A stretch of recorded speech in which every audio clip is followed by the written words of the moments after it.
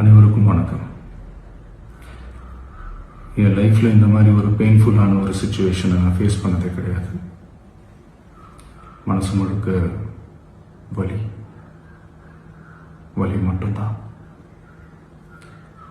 இந்த சுற்றுப்பயணத்தில் என்னென்ன மக்கள் பார்க்க வராங்க, அதுக்கு ஒரே ஒரு காரணம் தான் அவங்க என் மேலே வச்சிருக்கிற அன்பும் பாசம். அந்த அன்புக்கும் பாசத்துக்கும் நான் எப்பவும் கடமைப்பட்டிருக்கிறேன். அதனால தான் இந்த சுற்றுப்பயணத்தில் மற்ற எல்லா விஷயங்களையும் தாண்டி மக்களுடைய சேஃப்டி, அதில் எந்த காம்ப்ரமைஸும் பண்ணிடக்கூடாதுன்றதுக்காக தான் அது என் மனசில் ரொம்ப ஆழமாக இருக்கும் அந்த எண்ணம்.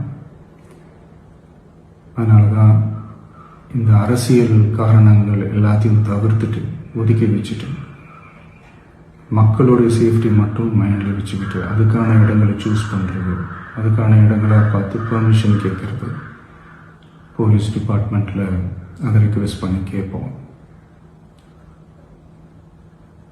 ஆனால்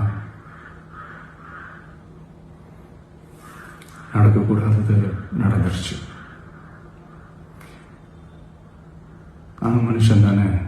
அந்த நேரத்தில் அத்தனை பேர் பாதிக்கப்பட்டு இருக்கும்போது எப்படி அந்த ஊரை விட்டுட்டு என்னால் கிளம்பி வர முடியும்? நான் திரும்ப அங்கே போகணும்னு இருந்துச்சுன்னா அதை ஒரு காரணம் காட்டி அங்கே வேறு சில பதட்டமான சுச்சுவேஷன்ஸ், வேறு சில அசம்பாவிதங்கள் அந்த மாதிரி எதுவும் நடந்துடக்கூடாதுன்றதுக்காக தான் நான் அவாய்ட் பண்ணேன்.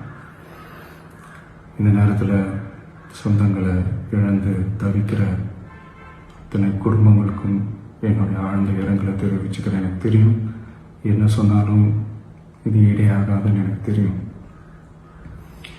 ஹாஸ்பிட்டலில் ட்ரீட் பண்ணிகிட்ருக்கிற எல்லாருமே சீக்கிரமாக க்யூர் ஆகி வரணுன்றதை இந்த நேரத்தில் நான் வேண்டிக்கிறேன்.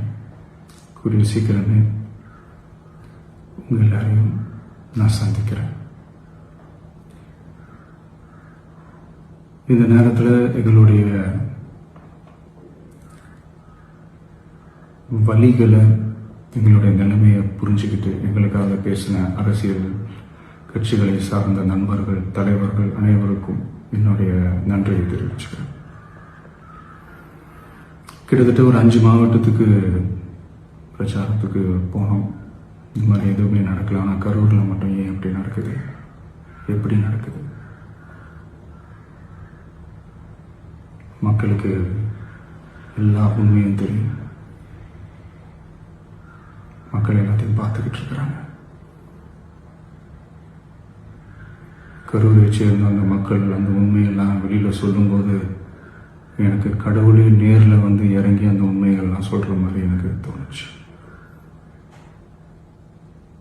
சீக்கிரமே எல்லா உண்மைகளும் வெளியில் வரும்.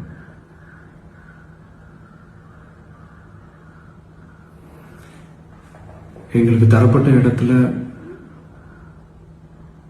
நாங்கள் போய் அந்த ஸ்பாட்டில் நின்று நாங்கள் பேசிட்டு வந்தோம். அதை தாண்டி எந்த தவறும் எங்கள் சைடில் நாங்கள் எதுவும் செய்யலை.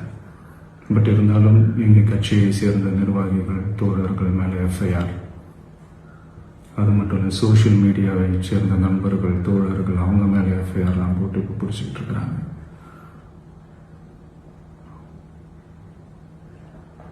சிஎம் சார், உங்களுக்கு ஏதாவது இந்த பழி வாங்கணும் அப்படின்ற எண்ணம் ஏதாவது இருந்துச்சுன்னா என்ன வேணாலும் பண்ணுங்க. அவங்க மேலே கை வைக்காதீங்க. நான் ஒன்று வீட்டில் இருப்பேன், இல்லை நான் ஆஃபீஸில் இருப்பேன். என்ன வேணாலும் செய்யுங்க. நண்பர்களே, தோழர்களே, நம்மளுடைய அரசியல் பயணம் இன்னும் ஸ்ட்ராங்கராக, இன்னும் தைரியத்தோட கண்டினியூ ஆகும்.